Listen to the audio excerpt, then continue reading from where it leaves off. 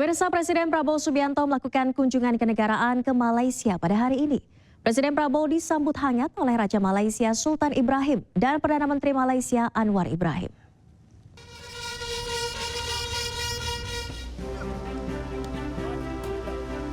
Presiden Republik Indonesia Prabowo Subianto disambut upacara kenegaraan di Istana Negara Malaysia Senin pagi. Dengan mengenakan pakaian setelan beskap hitam khas Melayu serta kain tradisional dan peci hitam, Prabowo disambut oleh Yang di-Pertuan Agong 17 Sultan Ibrahim serta Perdana Menteri Malaysia Anwar Ibrahim. Kunjungan diawali dengan upacara penyambutan kenegaraan yang digelar di Peterana di Raja Istana Negara. Lagu kebangsaan kedua negara yakni Indonesia Raya dan Negaraku berkumandang dalam suasana hikmat.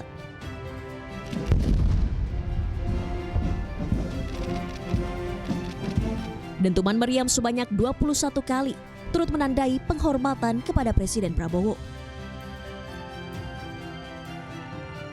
Setelah upacara, Presiden Prabowo menghadiri audiensi dengan Raja Malaysia Sultan Ibrahim di Dewan Seri Maharaja. Presiden Prabowo kemudian menerima tanda kehormatan tertinggi dengan gelar Darja Kerabat Johor yang amat dihormati pangkat pertama. Kunjungan kenegaraan ini mencerminkan ikatan persahabatan yang kuat dan istimewa antara Malaysia dan Indonesia. Sekaligus merupakan kunjungan kenegaraan pertama kepala negara dari luar negeri ke Malaysia sejak pelantikan Sultan Ibrahim sebagai Raja Malaysia. Tim Liputan iNews melaporkan.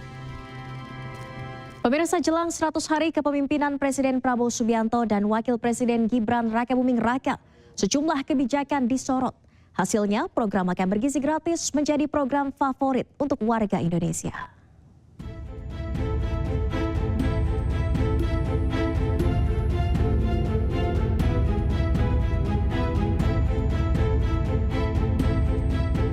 Pemerintahan Presiden Prabowo dan Gibran genap 100 hari memimpin Indonesia. Pada 28 Januari 2025, sejumlah kebijakan pun telah diambil oleh Presiden Prabowo. Hasilnya, Lembaga Survei Indonesia Denny JM mencatat ada 3 program yang paling dirasakan masyarakat.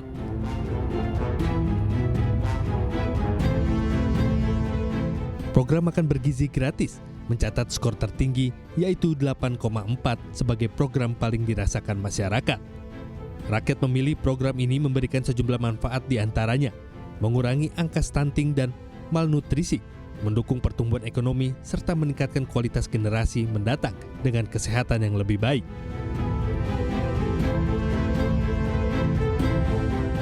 Program kedua yang paling dirasakan masyarakat adalah rehabilitasi dan renovasi sekolah. Masyarakat menilai program ini bisa memperbaiki infrastruktur, pendidikan, meningkatkan kualitas lingkungan belajar, dan mengurangi kesenjangan pendidikan antara kota dan desa.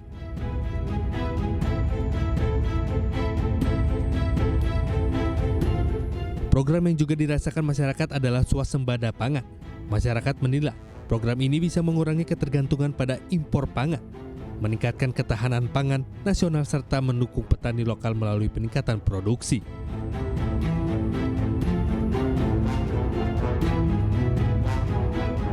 Lembaga survei Litbang Kompas juga sempat mengukur tingkat kepuasan pemerintah Prabowo Gibran.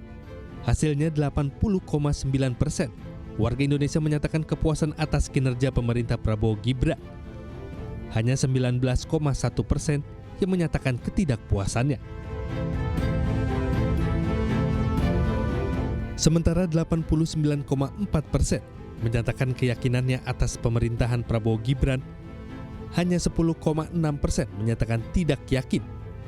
Presiden Prabowo Subianto pun menyatakan dirinya dan pemerintahannya bekerja bukan untuk mencari penilaian, namun mereka bekerja untuk rakyat.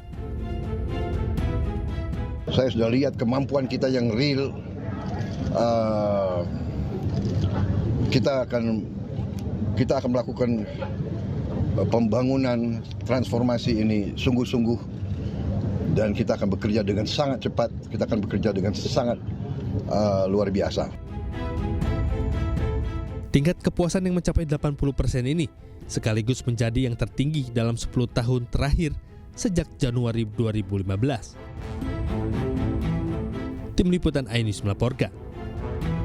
Pemirsa, Presiden Prabowo Subianto meminta Komisi Pemberantasan Korupsi ikut mengawasi penyelenggaraan haji tahun ini. Prabowo juga mengutus Menteri Agama Nasaruddin Umar untuk bertemu dengan Menteri Urusan Haji Arab Saudi Taufik F. Al-Rabiah terkait penambahan kuota haji Indonesia.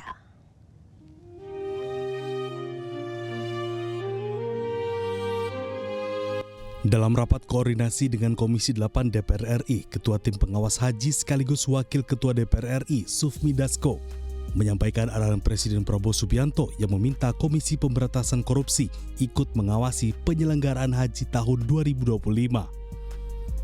Pendampingan haji ini dinilai penting untuk mencegah potensi manipulasi data seperti temuan catatan ketidaksesuaian alokasi kuota haji tambahan dari pemerintah Saudi pada penyelenggaraan ibadah haji tahun lalu.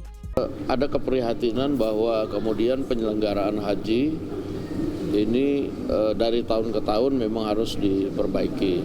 Nah lalu kemudian dalam satu rapat saya dengar bahwa memang Pak Prabowo minta supaya penyelenggaraan haji ini didampingi oleh aparat penegak hukum, ya bisa nanti dari Kejaksaan, bisa dari KPK supaya penyelenggaraannya bisa berjalan dengan baik. Sementara itu, Presiden Prabowo juga mengutus Menteri Agama Nasaruddin Umar untuk bertemu dengan Menteri Usulan Haji Arab Saudi Taufik Al-Rabiah dalam rangka finalisasi kerjasama penyelenggaraan haji 1446 Hijriah atau 2025 Masehi. Dalam pertemuan ini, Menteri Agama RI juga mengupayakan penambahan kuota haji Indonesia. Supaya kami bekerja dengan baik dan tenang, efektif, efisien, seperti harapan kita.